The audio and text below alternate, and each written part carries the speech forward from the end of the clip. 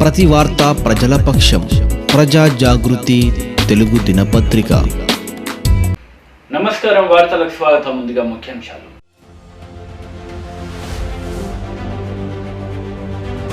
ముప్పై 33 జిల్లాలలో అధునాతన మెకనైజ్డ్ దోబీ ఘాట్లను 2 కోట్ల వ్యయంతో నిర్మించనున్నామని మంత్రి హరీష్ రావు స్పష్టం. 33 జిల్లాలలో అధునాతన మెకనైజ్డ్ దోబీ ఘాట్లను 2 కోట్ల వ్యయంతో నిర్మించనున్నామని మంత్రి హరీష్ రావు స్పష్టం. భవానీపేట శ్రీనివాస్ ఆధ్వర్యంలో ఘనంగా ఎమ్మెల్సీ కవిత జన్మదిన వేడుకలు.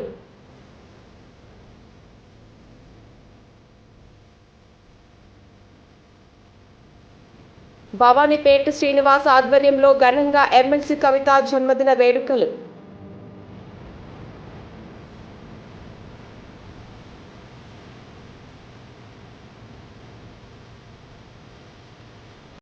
సిద్దిపేటలో అర్హులకు సీఎంఆర్ఎఫ్ చెక్కులను పంపిణీ చేశారు మంత్రి హరీష్ రావు. రాష్ట్ర ముఖ్యమంత్రి కేసీఆర్ ప్రజా సంక్షేమం కోసం అహర్నిశలు కృషి చేస్తున్నారని కొనియాడారు. అయినా కూడా కొంతమంది ప్రైవేట్ ఆసుపత్రుల్లో వైద్యం పొందితే ప్రభుత్వం తరఫున వృద్ధాప్య సహాయం చేయాలని ఇవాళ సీఎంఆర్ఎఫ్ కింద మీ అందరికీ సహాయం చేయడం జరుగుతూ ఉంది. సీఎంఆర్ఎఫ్ అనేది ఒక సంజీవని లాగా పేదలకు, కష్టాల్లో ఉన్నటువంటి వాళ్ళకు ఎంతో కొంత ప్రభుత్వం నుంచి సాయం చేసే ఈ కార్యక్రమం పెద్ద ఎత్తున ఇవాళ మన తెలంగాణ రాష్ట్రంలో చేస్తున్నాం. జనరల్ అయితే బయట ఖర్చు పెట్టుకొని చేసుకుంటే గవర్నమెంట్ సాయం చేయదు. కానీ మీరు కష్టాల్లో, ఆపదలో, ఆ టెన్షన్ లో, హైవర్లో పోయి ప్రైవేట్ చేయించుకున్నారు కనుక ఏదో కొంత మీకు కూడా సాయం జరగాలి, ఇబ్బందుల్లో ఉంటారని చెప్పి మీ అందరికీ కూడా చెప్పులు ఇవ్వడం జరుగుతారు. ఇవాళ మన సిద్దిపేటలో 193 మందికి 77,28,000 రూపాయల చెక్కులు మన సిద్దిపేట నియోజకవర్గంలో చూసినట్టయితే ఇప్పటి వరకు 4,722 మందికి సీఎంఆర్ఎఫ్ కింద సహాయం చేశారు. ₹1, ₹2 కాదు, 19,54,00,000 రూపాయల ఆర్థిక సహాయం ఒక్క సిద్దిపేట నియోజకవర్గంలోనే ఇచ్చాము. బహుశా రాష్ట్రంలోనే ఇంత పెద్ద ఎత్తున సీఎంఆర్ఎఫ్ కింద 4,722 మందికి సాయం చేసిన నియోజకవర్గం మన సిద్దిపేట నియోజకవర్గం. మరి మీరందరూ కూడా దయచేసి ఈ తీసుకున్న చెక్కును ఎక్కువ ఆలస్యం చేయకుండా రేపు సోమవారం నాడు మీ బ్యాంకులో వేసుకున్నట్టయితే డబ్బులు జమ అయిపోతాయి. నాకు గత వారం రోజుల నుంచి అసెంబ్లీ సమావేశాలు ఉండడం వల్ల ఈ వారం 10 రోజులు నేను సిద్దిపేటకు రాలేకపోయినా. ఇవాళ ఆదివారం అసెంబ్లీ లేదు కనుక పొద్దున్న లేచిన మెదక్ పోయి సిద్దిపేటకు వచ్చి మళ్ళీ మీకు చెక్కులు ఇస్తాం. మళ్ళీ రేపు వచ్చి అసెంబ్లీ ఉంది, మళ్ళీ డ్యూటీకి రాత్రి పోవాలి. సో ఈ లేట్ అయితే చెక్ బౌన్స్ అవుతుంది, చెక్ డేట్ ల్యాప్స్ అవుతుంది కనుక మీకు తొందరగా అందియాలనే ఉద్దేశంతో ఇవాళ మనం సమావేశం పెట్టుకున్నాం. సో దయచేసి మీరందరూ కూడా మళ్ళీ చెక్కును మోటార్ సైకిల్ పెట్టడమో దిగుట్లో పెడితే అది చెల్లకుండా మళ్ళీ తిరుగుతాం. అన్న డేట్ అయిపోయింది, మళ్ళీ చెక్ డేట్ మార్చుకొని మళ్ళీ వస్తుంది మీరు అడగండి. సో అట్లా టైం వేస్ట్ చేసుకోకుండా రేపు సోమవారం కనుక తప్పకుండా మీ బ్యాంకులో వేసుకున్నట్టయితే డబ్బులు మీ బ్యాంకులో జమ అయిపోతే తీసుకోవడం మీ ఇష్టం, మీ అవసరాన్ని బట్టి తీసుకోండి. వేసుకోవడం మాత్రం రేపు బ్యాంకులో వేసుకోండి. దీన్ని అందరూ కూడా తీసుకోవాలని చెప్పి నేను మీ అందరికీ కూడా పేరు పేరుగా కోరుకుంటూ ఇవాళ మనం అనేక రకాలుగా ప్రభుత్వ రంగంలో వైద్యాన్ని కూడా ఇంప్రూవ్ చేసినాం. డయాలసిస్ సేవలు మన సిద్దిపేటలోనే అందుబాటులోకి తీసుకొచ్చాం.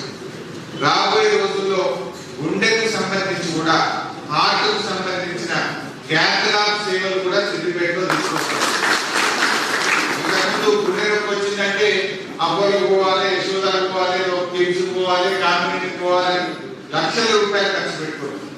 రాబోయే రోజుల్లో 7.5 కోట్ల రూపాయలు కూడా మిషన్ 7.5 కోట్ల రూపాయలతోని క్యాథలాబ్ కూడా సిద్దిపేట ప్రభుత్వ ఆసుపత్రిలో పెట్టించుకోవాలి.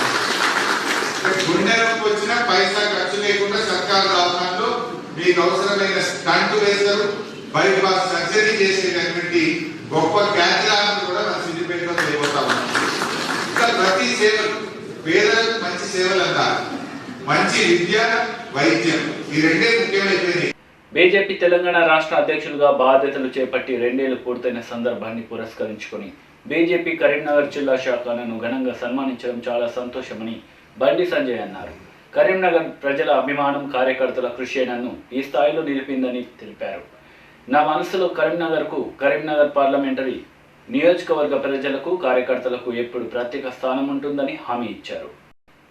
జాతీయ లోక్ అదాలత్లో 713 సివిల్ కేసులు రాజీ మార్గంలో పరిష్కారం జరిగినట్టు హైదరాబాద్ జిల్లా న్యాయ సేవాధికార సంస్థ సిటీ సివిల్ కోర్టు చైర్పర్సన్ మరియు చీఫ్ జడ్జ్ శ్రీమతి రేణుక తెలిపారు. సిటీ రిపోర్టర్ ప్రతాప్ రాజ్ ఇచ్చిన సమాచారం మేరకు 13వ తేదీ 2022 నాడు శనివారం జరిగిన జాతీయ లోక్ అదాలత్లో 713 సివిల్ కేసులు రాజీ మార్గంలో పరిష్కారం జరిగినట్టు హైదరాబాద్ జిల్లా న్యాయ సేవాధికార సంస్థ సిటీ సివిల్ కోర్ట్ చైర్పర్సన్ మరియు చీఫ్ జడ్జి శ్రీమతి రేణుక తెలియజేశారు.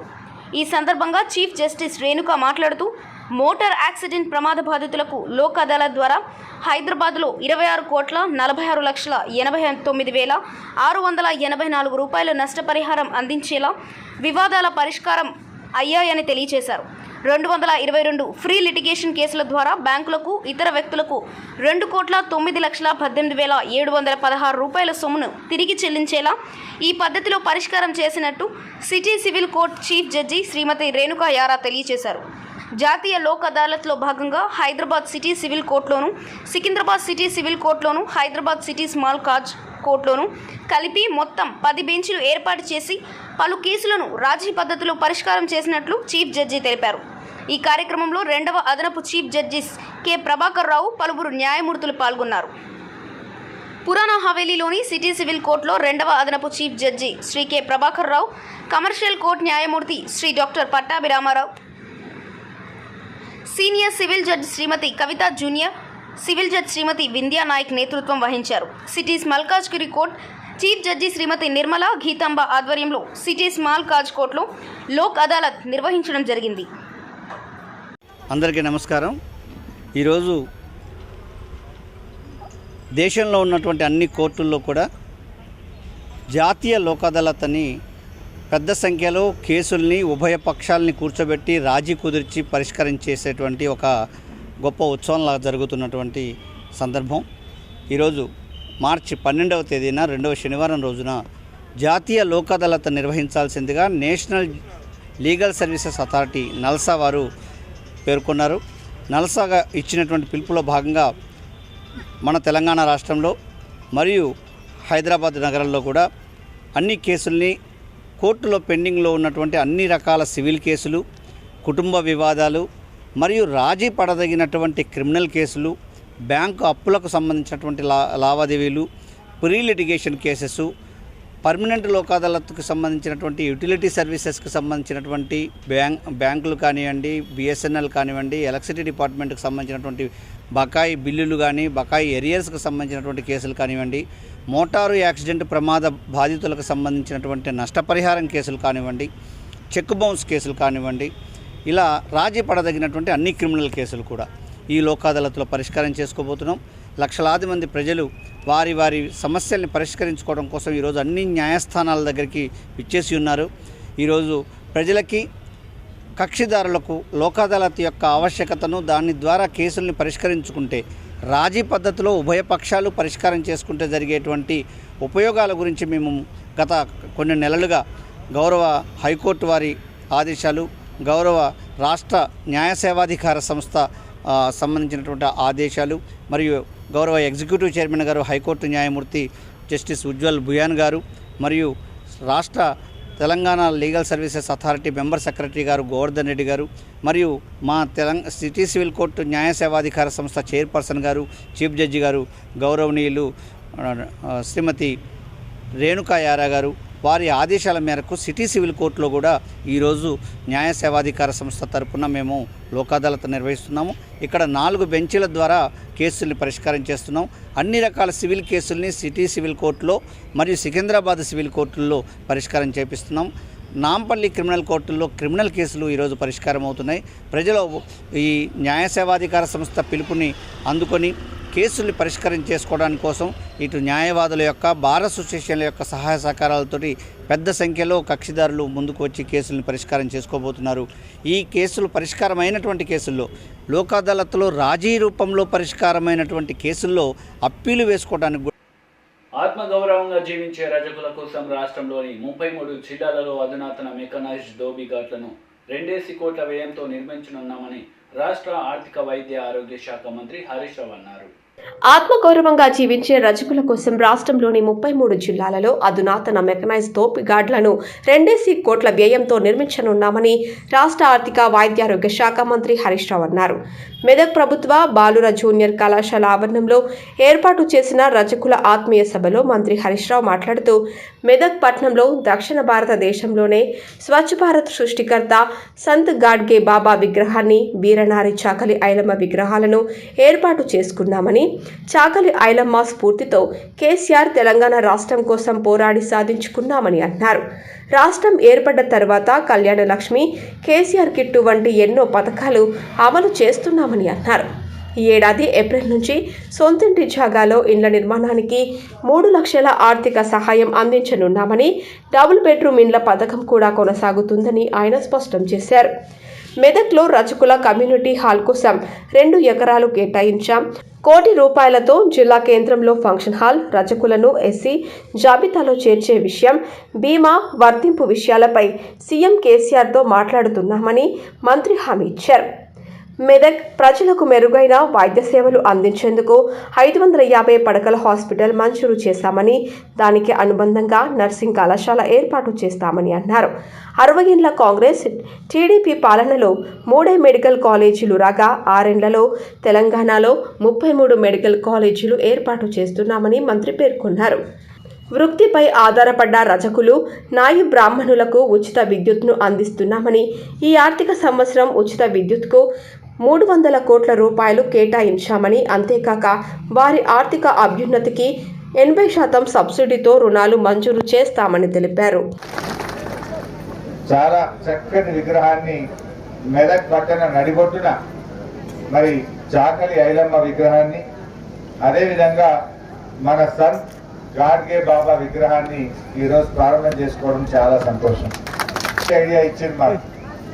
దక్షిణ భారతదేశంలోనే మొట్టమొదటి సంత్ గాడ్గే బాబా విగ్రహాన్ని మన మెదక్ పట్టణంలో పెట్టుకోవడం మనందరికీ ఎంతో గర్వకారణం. పల్లెలని, స్వచ్ఛ గ్రామాలని మనం ఈ రోజు మాట్లాడుకుంటున్నాం, కానీ ఆ రోజుల్లోనే సంత్ గాడ్గే బాబా గారు స్వచ్ఛత మీద, పరిశుభ్రత మీద ఒక ఉద్యమాన్ని నడిపినటువంటి మహనీయుడు.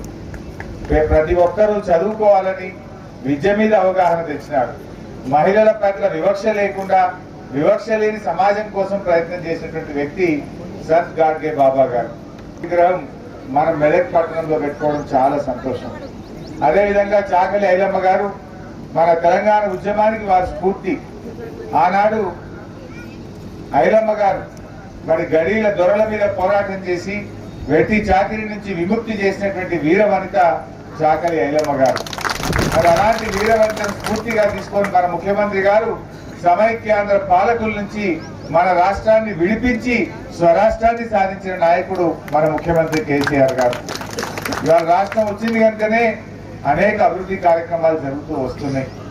మరి దాంట్లో ఇవాళ మీ అందరికీ కూడా తెలుసు, ఒకనాడు పేదింటి ఆడపిల్ల పెళ్లి చేయాలంటే 10 రూపాయలు కూడా కాంగ్రెస్ గవర్నమెంట్ ఇవ్వలేదు, తెలుగుదేశం గవర్నమెంట్ ఇవ్వలేదు.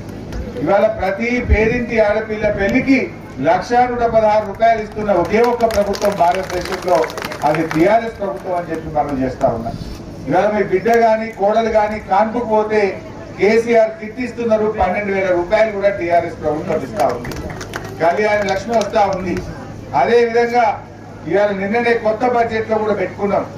మీ సొంత జాగాలో మీరు ఇల్లు కట్టుకుంటే 3 లక్షల రూపాయలు ఇచ్చే పథకాన్ని కూడా మన బడ్జెట్ లో పాస్ చేసినాం.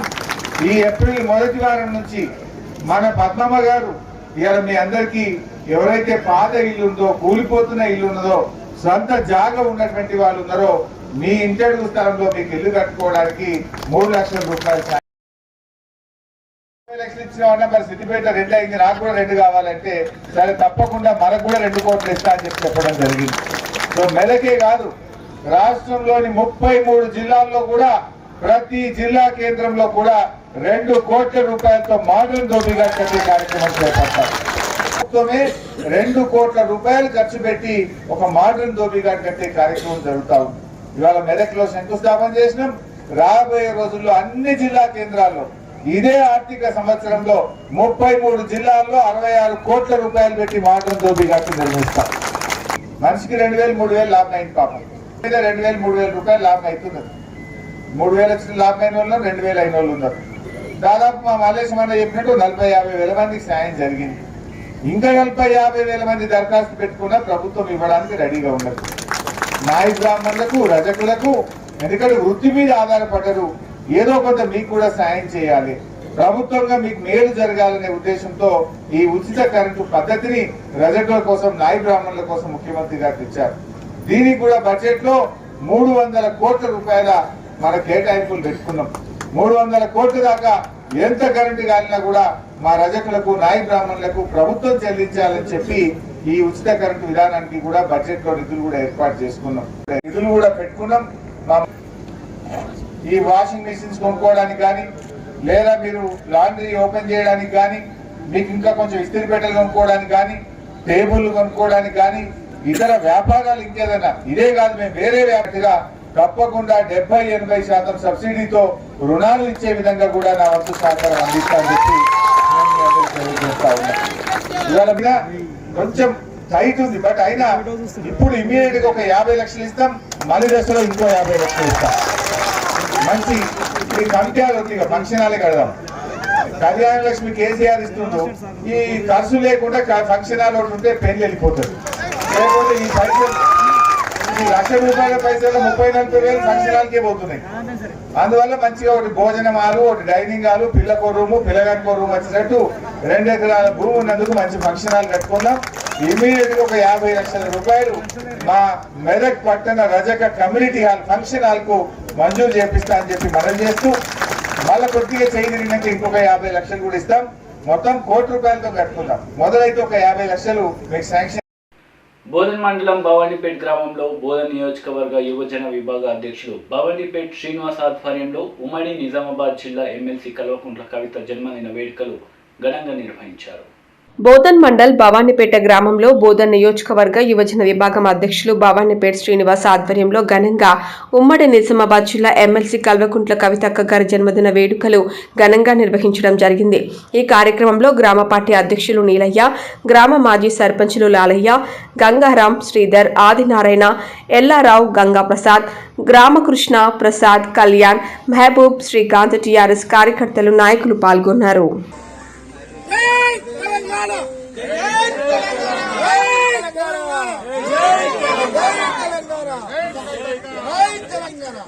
కవితక్క నాయకత్వం, కవితక్క నాయకత్వం, జై తెలంగాణ, కేసీఆర్ గారి నాయకత్వం, కేసీఆర్ గారి నాయకత్వం, ఎమ్మెల్యే షకీలన్న నాయకత్వం, ఎమ్మెల్యే షకీలన్న నాయకత్వం, కవితక్క నాయకత్వం, కవితక్క నాయకత్వం, జై తెలంగాణ, జై తెలంగాణ,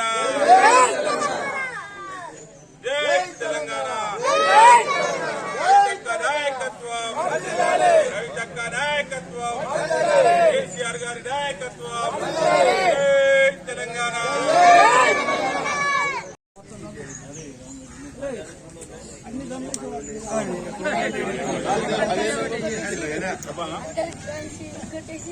ఈరోజు గౌరవ శాసన మండలి సభ్యురాలు, తెలంగాణ జాగృతి వ్యవస్థాపక అధ్యక్షురాలు, నిజామాబాద్ మాజీ పార్లమెంటు సభ్యురాలు, నిజామాబాద్ జిల్లా అభివృద్ధి ప్రదాత కల్వకుంట్ల కవితక్క గారి 44వ జన్మదినం సందర్భంగా ఈరోజు బోధన్ మండలంలో భవానీపేట గ్రామంలో వారి జన్మదినాన్ని పురస్కరించుకొని కేక్ కట్ చేయడం జరుగుతుంది.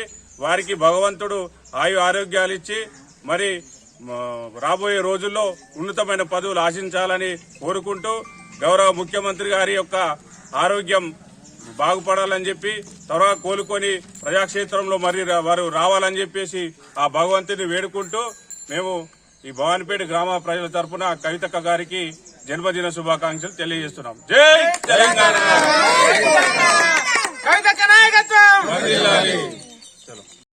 మాజీ ఎమ్మెల్యే దళిత జనార్దులకు ఎడ్ల గోపయ్య ఆశయ సాధనకు ప్రతి ఒక్కరూ కృషి చేయాలని మున్సిపల్ చైర్పర్సన్ పేరుమల్ల అన్నపూర్ణ శ్రీనివాస్, జిల్లా పరిషత్ చైర్పర్సన్ గోపగాని వెంకటనారాయణ గౌడ్ అన్నారు. మాజీ ఎమ్మెల్యే దళిత జనోద్ధారకులు ఎడ్ల గోపయ్య ఆశయ సాధనకు ప్రతి ఒక్కరూ కృషి చేయాలని మున్సిపల్ చైర్పర్సన్ పెరుమల్ల అన్నపూర్ణ శ్రీనివాస్, జిల్లా పరిషత్ వైస్ చైర్మన్ గోపగాని వెంకట నారాయణ గౌడ్ అన్నారు. మాజీ ఎమ్మెల్యే ఎడ్ల గోపయ్య 33వ వర్ధంతి సందర్భంగా ఆయన చిత్రపటానికి పూలమాలలు వేసి నివాళులర్పించారు.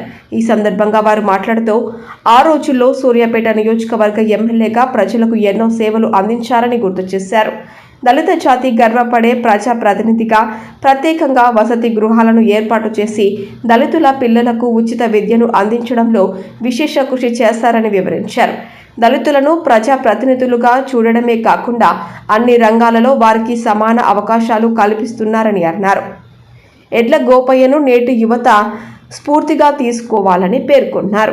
ఈ కార్యక్రమంలో ZP vice chairman Gopagani Venkata Narayana Goud, మాజీ శాసనసభ్యులు దోసపాటి గోపాల్, వ్యవసాయ market chairperson Uppala Lalitha Anand, municipal vice chairman Putta Kishore, 23వ వార్డు కౌన్సిలర్ వల్దా సౌమ్య జానీ, టీఆర్ఎస్ రాష్ట్ర కార్యదర్శి వై వెంకటేశ్వర్లు, సూర్యాపేట జెడ్పీటీసీ జీడి భిక్షం, మున్సిపల్ కోఆప్షన్ సభ్యులు వెంపంటి సురేష్, మాజీ మున్సిపల్ ఫ్లోర్ లీడర్ ఆకుల లవకుశ, బొల్లెందు దశరథ్, కల్లేపల్లి దశరథ, నాతి నావీందర్, మాల మహానాడు రాష్ట్ర అధ్యక్షుడు తల్లమల్ల హుసేన్, మాజీ కౌన్సిలర్ ఊర గాయత్రి, అనుములపూరి జానకి రాములు, ఎడ్ల ముక్కోటి ప్రసాద్ తదితరులు పాల్గొన్నారు.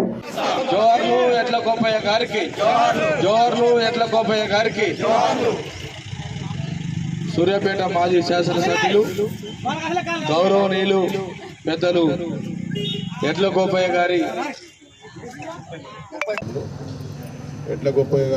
గురించి, వారి యొక్క కుటుంబం గురించి, వారి యొక్క త్యాగం గురించి, వారి యొక్క చరిత్ర గురించి మన మున్సిపల్ చైర్మన్ గారు ఇప్పటికే మాట్లాడటం జరిగింది.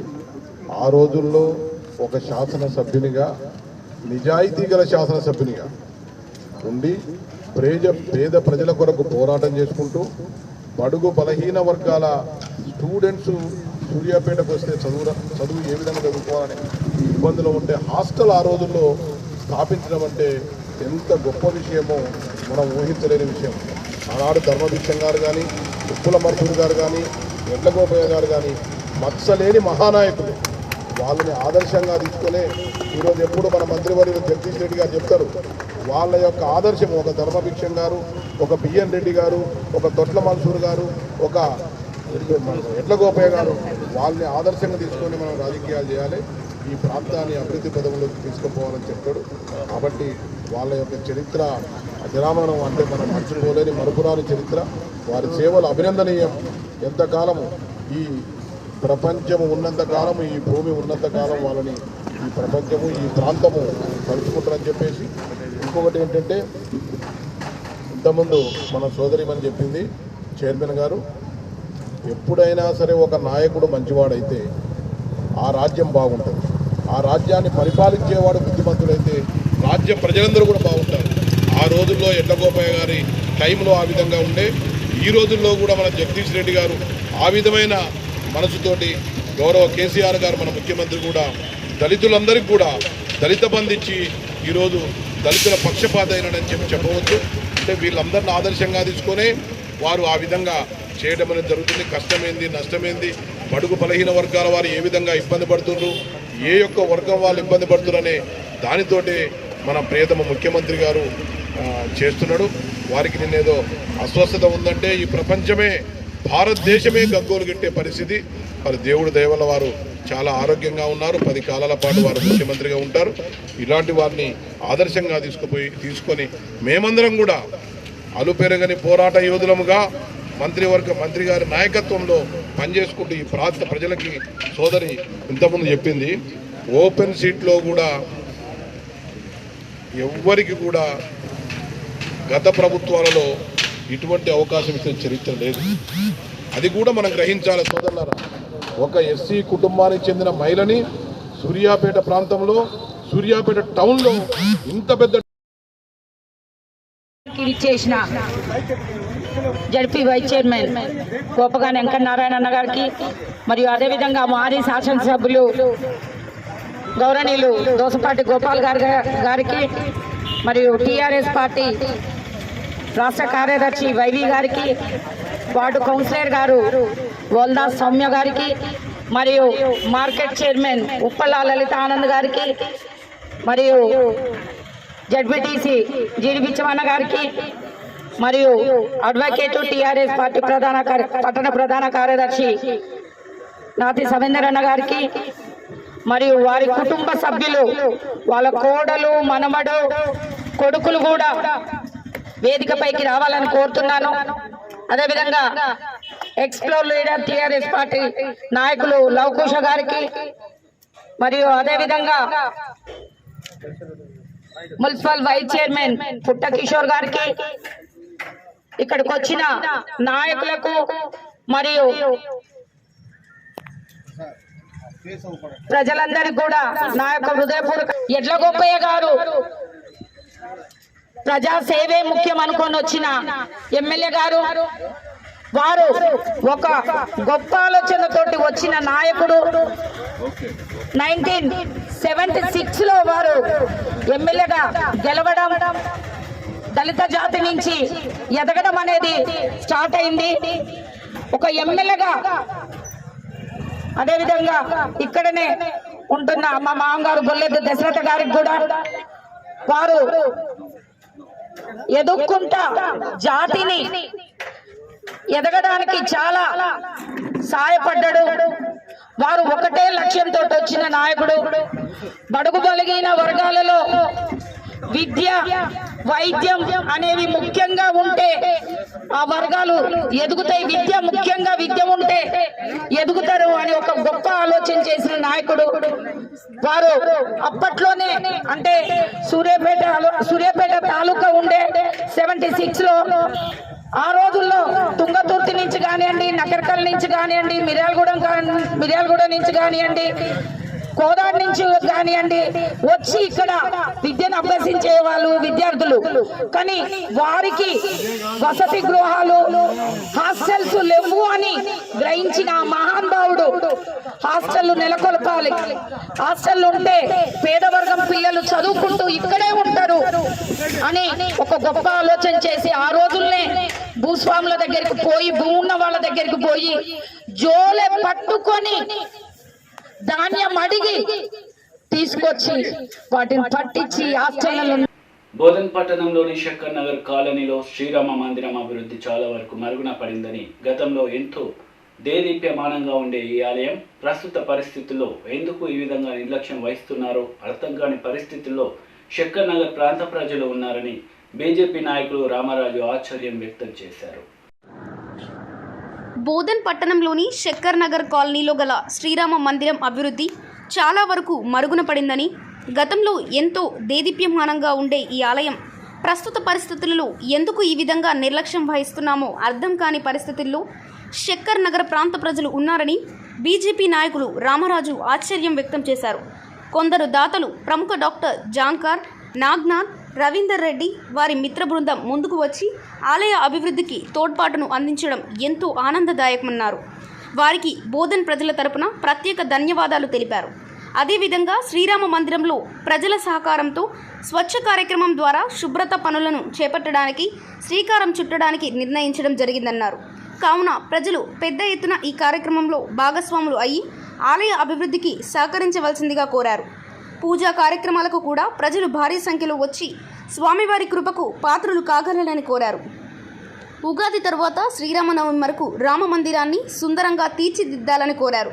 ఈ కార్యక్రమాలు అన్నీ కూడా అందరి సహకారంతో సాధ్యమవుతాయని వెల్లడించారు. ప్రతిరోజు ఉదయం 7 గంటల నుండి 8 గంటల వరకు ఆలయంలో శుభ్రత కార్యక్రమం ఉంటుందని, అందరూ కుటుంబ సమేతంగా వచ్చి ఈ కార్యక్రమంలో పాల్గొనాలని తెలిపారు. అందరికీ జై శ్రీరామ్. గతంలో శంకర్ నగర్ కాలనీలోని శ్రీ రామాలయం దేదీప్యమానంగా పూజలు అందుకున్న పరిస్థితి అందరికీ విదితమే. మరి కొన్ని కారణాల వల్ల రామాలయ పరిస్థితి సరిగా లేకపోవడం కారణంతో మరి భక్తుల పరిస్థితి కూడా ఇక్కడ కాలనీలో ఉన్న భక్తుల పరిస్థితి కూడా సరిగా లేకపోవడం కారణం వల్ల రామాలయం అనేది కొద్దిగా మరుగుడున పడిన పరిస్థితి అందరికీ విదితమే. కావున ఈ రామాలయ అభివృద్ధికి మనవంతు సహాయంగా తోడ్పాటు చేయాలనే ఉద్దేశంతో వారి యొక్క ప్రొఫెషనల్ లైఫ్లో కూడా ఎంతో బిజీ ఉన్నా కూడా వారికి ఉన్న సమయాన్ని ప్రాతకాల సమయంలో మరి ఇక్కడ ఉన్న యువకుల్ని ఉత్తేజపరుస్తూ ముందుకు వచ్చిన డాక్టర్ జామ్కార్ గారికి, మరి నాగనాథ్ సార్ గారికి, మరియు రవీందర్ రెడ్డి గారికి, వారి యొక్క మిత్ర బృందానికి కూడా మేము ఇక్కడ నుంచి అందరికీ నమస్సులు తెలియజేస్తూ, మరి గత వారం రోజుల నుండి కూడా శక్కర్ నగర్ రామాలయం ప్రాంగణంలో మరి ఒక స్వచ్ఛ కార్యక్రమం అనేది తీసుకొని ఇక్కడ ఒక గార్డెన్ ఫామ్ చేయాలి, ఒక తోటని మంచిగా పెంచాలనే ఉద్దేశంతో ముందుకు రావడం జరిగింది. మరి గత వారం రోజుల నుంచి కూడా ప్రాతకాల సమయంలో ఉదయం 7 గంటల నుంచి 8 గంటల వరకు కూడా ఒక క్లీనింగ్ కార్యక్రమం అనేది పెడుతూ ఇక్కడ చెట్లను నాటడం జరుగుతుంది. అదేవిధంగా మరి గర్భగుడి వెనకాల సువిశాలమైన ఎంతో ప్లేస్ ఉన్నా అది పిచ్చి మొక్కలతోని నిండిన పరిస్థితి కూడా అందరికీ తెలిసిన విషయమే. దాన్ని కూడా ఒక బ్లేడ్ ట్రాక్టర్తోని మొత్తం క్లీన్ చేసేసి అక్కడ కూడా రాబో రోజుల్లో ఒక మంచి తోట ఏర్పాటు చేయాలనే ఒక సదుద్దేశంతో ముందుకు వచ్చిన ప్రతి ఒక్కరికి కూడా కృతజ్ఞతలు తెలియజేస్తూ, మరి ఈ ఉగాది నుండి కూడా శ్రీరామనవమి వరకు ఇక్కడ అందరం కూడా ఒక మంచి కార్యక్రమం తీసుకొని ముందుకు వెళ్ళాలి. ఇక్కడ లోకల్లో ఉన్న భక్తులు కూడా వారి యొక్క కుటుంబ సమేతంగా కూడా పిల్లలతో కూడా వచ్చి ఇక్కడ పూజా కార్యక్రమంలో పాల్గొని మరి గుడి యొక్క అభివృద్ధికి తోడ్పాటు చేయాలని విన్నవిస్తున్నాము. కాబట్టి రాబో రోజుల్లో ఇక్కడ ఏ కార్యక్రమం తీసుకున్నా హిందూ భక్తులందరూ కూడా పెద్ద సంఖ్యలో హాజరు కావాలని మనస్ఫూర్తిగా కోరుకుంటున్నాము. జై శ్రీరామ్. వార్తలు ముగించే ముందు ముఖ్యాంశాలు మరోసారి.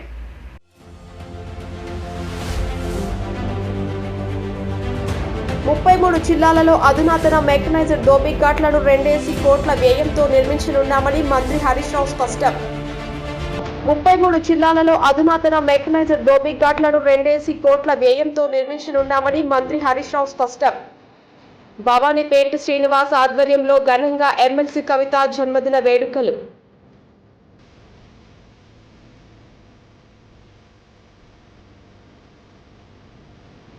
భవానీపేట శ్రీనివాస్ ఆధ్వర్యంలో ఘనంగా ఎమ్మెల్సీ కవిత జన్మదిన వేడుకలు.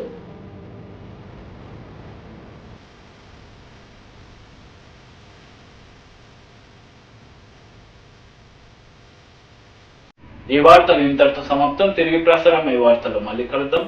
అంతవరకు సెలవు. నమస్తే.